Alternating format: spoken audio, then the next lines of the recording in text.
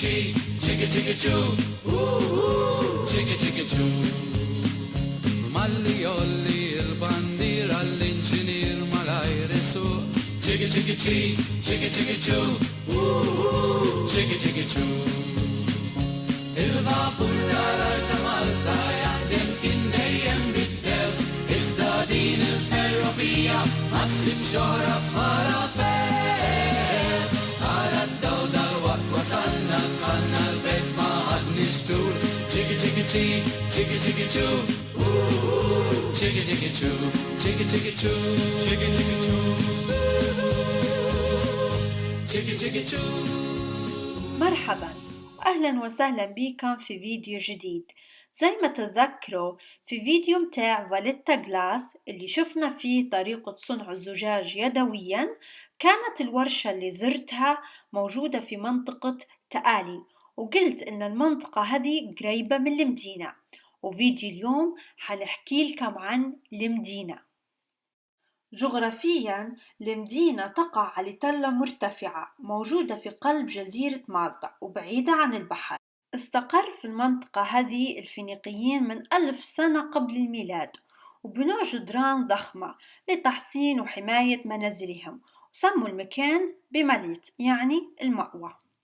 وبعدهم جو الرومان ووسعوا المنطقة هذه بالكامل وأسسوا مدينة كبيرة اسموها بمليتا. واللي خلى المدينة تعرف باسمها الحالي هم العرب اللي وصلوا لمالطا في القرن التاسع ميلادي، وبنوا أسوار ضخمة وعالية جدا، وحفروا خندق عميق بين المدينة والمناطق المحيطة بها كالرباط.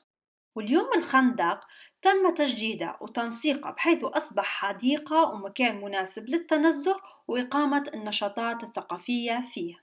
في العصور الوسطى أصبحت المدينة مقر الطبقة الأرستقراطية ومقر للحكم، وسميت بمدينة النبلاء.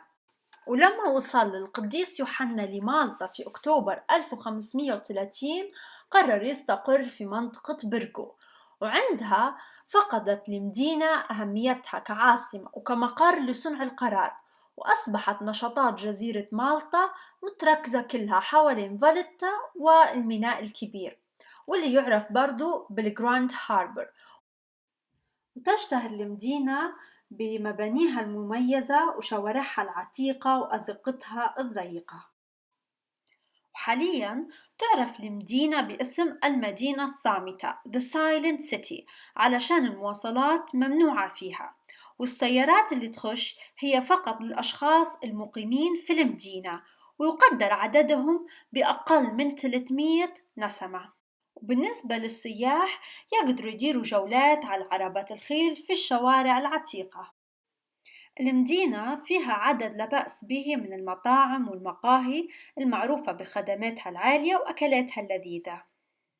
والمطعم اللي اخترته ذاك اليوم هو مطعم اسمه فونتونيلا، واللي مشهور بالساندويتش المالطي اللي سموا فيه باللغة المالطية فطيرة بالزيت، اللي هو عبارة عن خبزة وتن وفيه طماطم وفاصوليا بيضة وبصل وفلفل حلو وزيتون وثوم وملح وفلفل أكحل مع رشة نعناع وحبق ومعدنوس. بس القصة مش في الساندويتش أو في الفطيرة بالزيت المالطية، القصة في الشاهي اللي شربته غادي. للأمانة غريب، أول مرة نشوف شاهي هيك، حتى لما طلبته وشفت الصورة متاعها في المنيو متخيلتش، قلت هذه مجرد صورة دعائية فوتوشوب لكن مش حتطلع في طاستي. بس اللي شفته قدامي فن وقطعة فنية اندارت بالشاهي. والشاهي اللي طلبته هو شاهي ياسمين مع أعشاب عطرية أخرى. لأول ما جابوه لي جاني في زي ما تشوفوا أنا دائرة كورة جتني خضرة ومعاها بكرش فيهم مية ساخنة وكم ظرفين سكر. المهم قالوا لي الوقت اللي ياخده كله 5 دقايق. حطيت وصبيت المية الساخنة وبعدها قعدت الراجي هل حيبقى نفس اللي في الصورة ولا لا. شوية بدأت الكورة تتفتح زي الوردة كأنها نبتة يعني قدامي.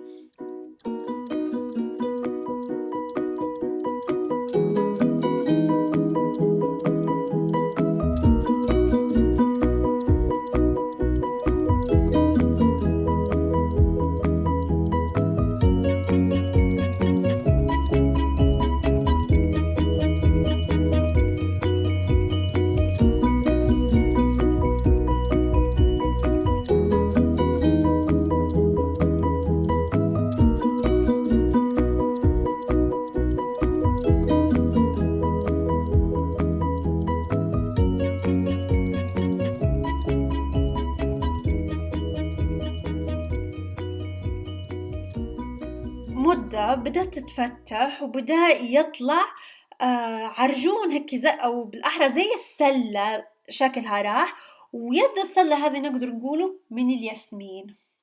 يعني كان منظر رائع، حتى لو تشوفوا أنا قاعدة نحرك كلها باش نحاول نبين لكم المنظر العام. فحسيتها قطعة فنية، يعني مستغربة كيف انصنعت، كيف اندارت بالدقة هذه، كيف إن مجرد إنها يعني لما النبتة تبدأ تتشرب المية الساخنة تبدأ تدير شكلها وتشكل. يعني روعة الصراحة وعجبتني، يعني روعة وعجبتني واجد، وأول مرة نشوف شاهي بالشكل هذا. فقطعة فنية صراحة، وتمنيت إني ما نطلعهاش من الطاسة، لكن برضو نبي نذوق الشاهي. وهذا هو كان فيديو اليوم عن المدينة وعلى أغرب شاهي شربته، وإن شاء الله تكونوا انبسطتوا، وشاركوا الفيديو مع أصدقائكم وهلكم باش تعرفوهم على الشاي الغريب هذا. ولو مر عليكم أنتم من قبل أو ضايقين أصناف وأنواع من نفس النوعية هذه، ياريت تكتبولي في خانة التعليقات. وما تنسوش لايك للفيديو ولصفحتنا على الفيسبوك، واشتركوا في قناة الحوتة الليبية، وانتلاقوا في فيديو جديد بإذن الله. سلامات.